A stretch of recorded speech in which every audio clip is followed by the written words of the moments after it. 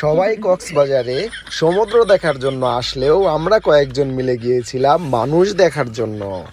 কক্সবাজারে ঈদের সিজনে কত মানুষ হয় এইটা আমরা স্বচক্ষে দেখার জন্য সরাসরি চলে গিয়েছিলাম লাবণী পয়েন্টে।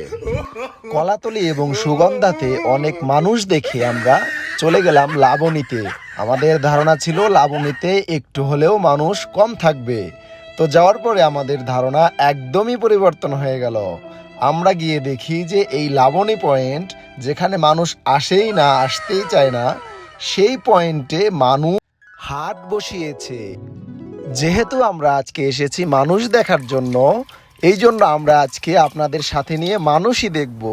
চলুন আমরা দেখতে থাকি এখানে কত রকমের প্রাণী আছে এবং তাদের বিভিন্ন রকমের কার্যকলাপ।